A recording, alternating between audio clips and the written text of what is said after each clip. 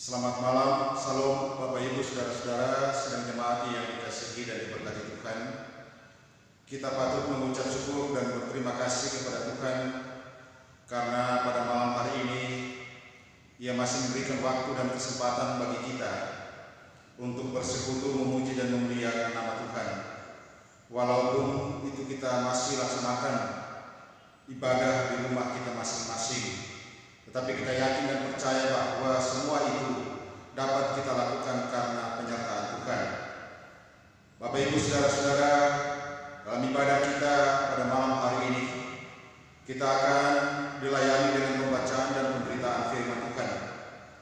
Oleh karena itu, sebelum kita masuk dalam pembacaan dan pemberitaan firman Tuhan ini, terlebih dahulu kita satu dalam doa, kita mohon kekuatan kepada Tuhan, sehingga kita dapat mengerti akan kebenaran firman Tuhan yang akan kita renungkan dalam ibadah malam ini. Untuk itu mari kita satu dalam doa, kita berdoa. Terpuji Engkau ya Allah Bapa di sorga, Bapa yang menganugerahkan waktu dan kesempatan yang begitu indah bagi kami malam ini, sehingga kami boleh berkumpul, bersekutu, memuji dan memuliakan nama Tuhan. Walaupun itu Tuhan masih kami lakukan di rumah kami masing-masing, tetapi kami yakin dan percaya bahwa semuanya ini boleh terjadi karena penyertaan Tuhan. Ya Bapa, dalam ibadah kami pada malam hari ini, kami akan dilandasi dengan pembacaan dan pemberitaan firman. Bapa, kami menyadari bahwa kami adalah manusia biasa, mempunyai banyak kelemahan dan keterbatasan. Oleh karena itu ya Tuhan, kami berdoa memohon kepadamu, kiranya Engkau menguasai hati dan pikiran kami melalui Roh Kudus-Mu, agar kami dapat mengerti akan kehendak-Mu melalui firman yang hendak kami baca dan kami renungkan saat ini. Ya Bapa, ibadah kami dari awal sampai selesainya, semuanya kami bawa dan kami letakkan ke dalam tangan kuasa dan kasih Tuhan. Ini doa kami berdoa dan mengucap syukur dan memohon hanya di dalam nama Tuhan Yesus Kristus. Amin.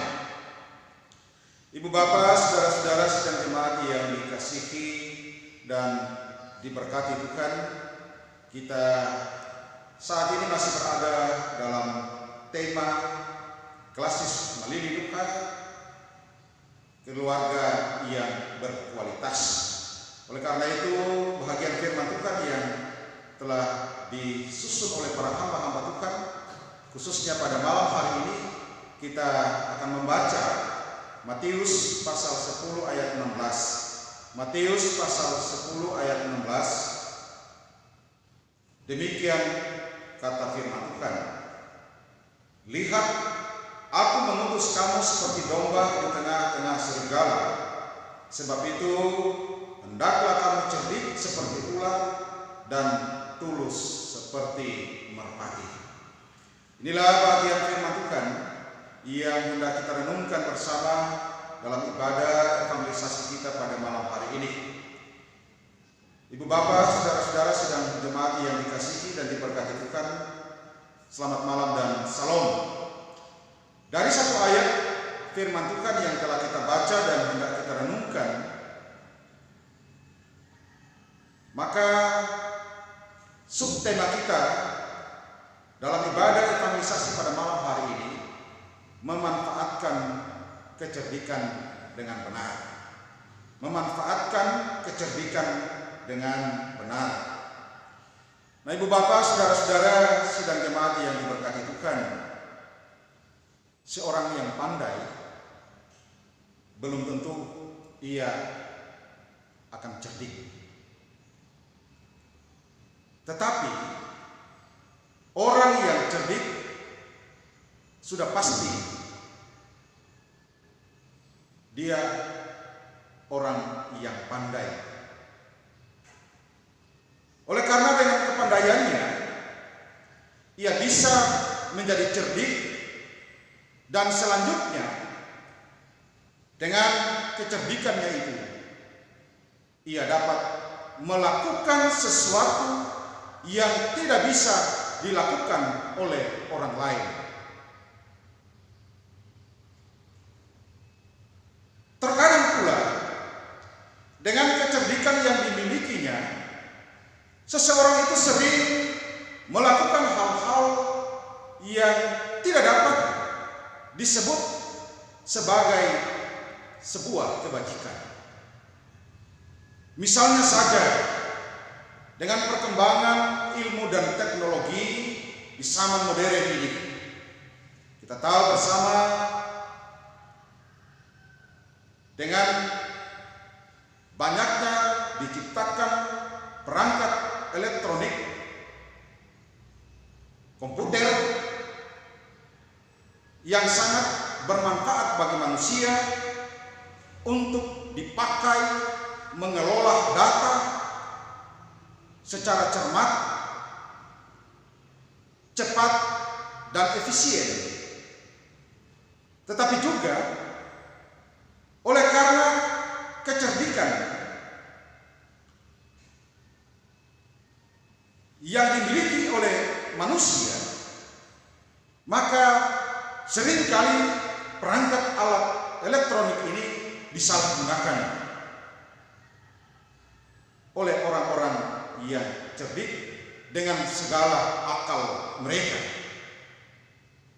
Mereka dapat menggunakan kecerdikannya dengan menciptakan virus-virus, di mana dari virus itu dapat merusak data, bahkan semua program yang terdapat dalam komputer tersebut. Bahkan merusak komputer-komputer orang lain. Dan bahkan mereka bisa melakukan pembobolan bank, di mana sering kita saksikan dalam tayangan televisi,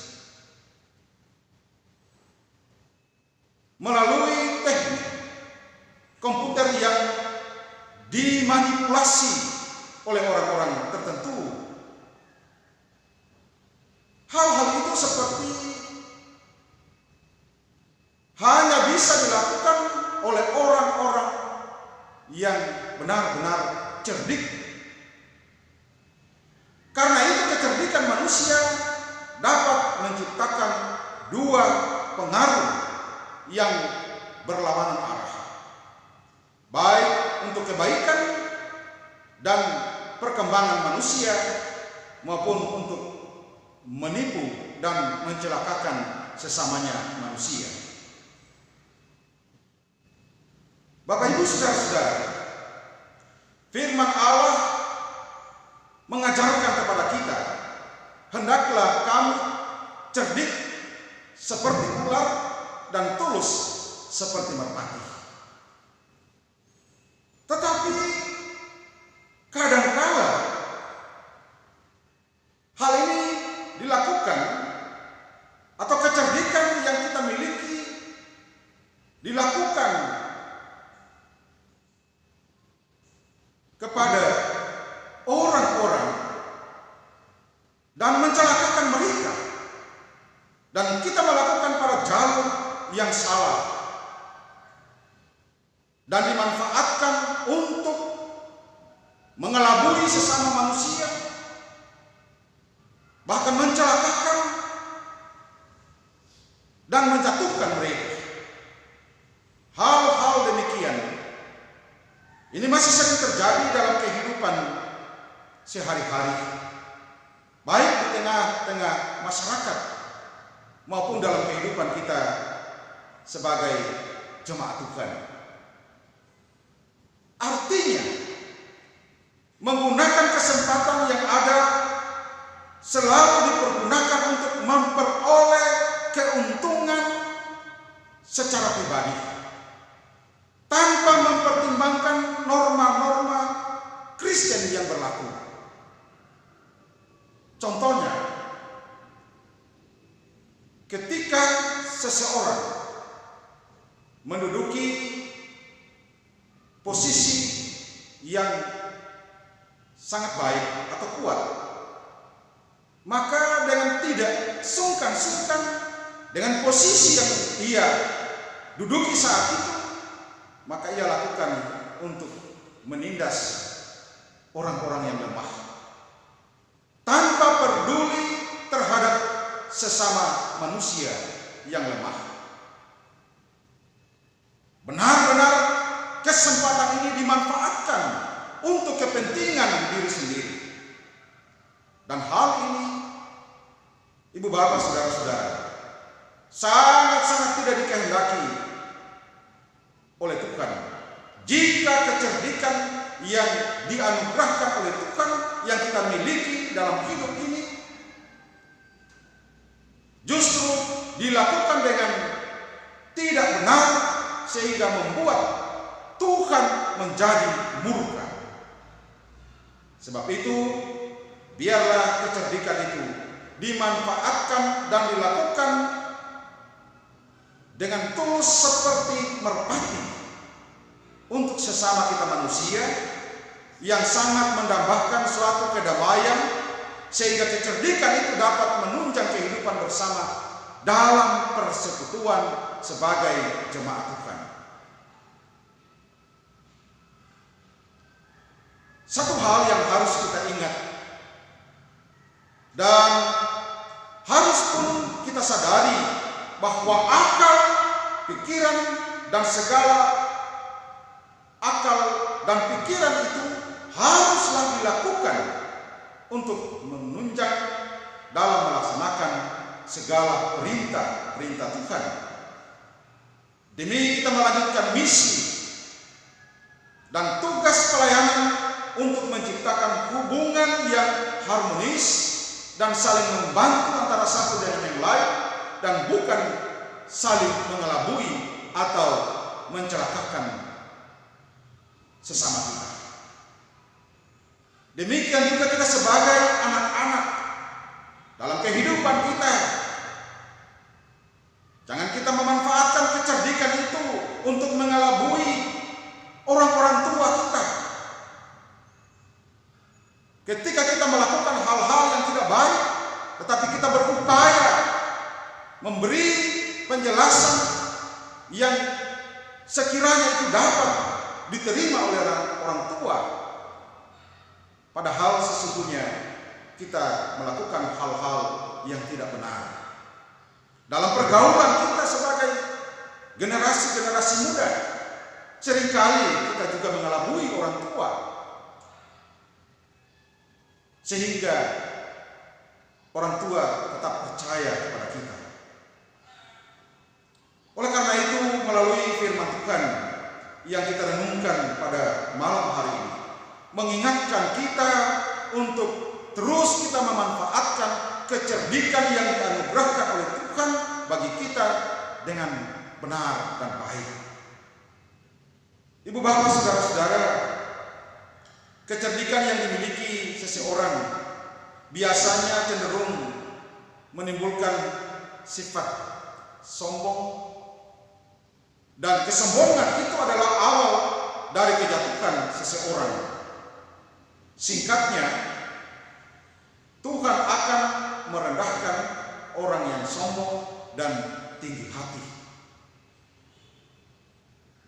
Kita semua tahu ada sebuah cerita tentang buaya dan kancil, di mana kita tahu si kancil ini adalah binatang yang kecil, tetapi ia sangat-sangat cerdik. Dan buaya ini ingin memangsa sang kancil. Tetapi oleh karena kecerdikan yang dimiliki oleh sang kancil, maka ia pun dapat terhindar dari bahaya buaya yang ingin memangsa dia. Ketika ia tiba di sebuah sungai dan ia akan menyeberang ke seberang sungai, dan di sungai itu terdapat begitu banyak buaya, maka si kancil ini memanfaatkan kecerdikannya. Ia menyuruh sang buaya untuk berbaris di atas air sehingga ia bisa berjalan dan tiba di seberang. Itulah yang dilakukan oleh sang kancil terhadap buaya yang ingin memangsanya, sehingga sang kancil ini ia bisa tiba dengan selamat di seberang sungai dengan melewati punggung-punggung dari buaya tersebut. Ia mengalahkan si buaya yang sangat buas yang ingin memangsanya. Inilah sebuah kecerdikan yang dimanfaatkan oleh sang kancil, binatang kecil tetapi menyelamatkan dirinya. Bapak Ibu saudara-saudara, karena itu sebagai umat Tuhan yang telah dikaruniakan anugerah kepandaian, kecerdikan, mari kita berjalan bersama dalam pembangunan tubuh Kristus. Mari kita manfaatkan kecerdikan yang dianugerahkan oleh Tuhan untuk pembangunan tubuh Kristus, sehingga gerejanya yang telah ditempatkan di tengah-tengah dunia ini kita dapat terus bertumbuh dan dapat menjadi berkat bagi orang lain. Kita tahu bahwa memang kehidupan kita sebagai orang percaya sangat-sangatlah sulit, apalagi di tengah-tengah masyarakat yang mayoritas. Kita diwajibkan untuk cerdik seperti ular dan tetapi tulus seperti merpati.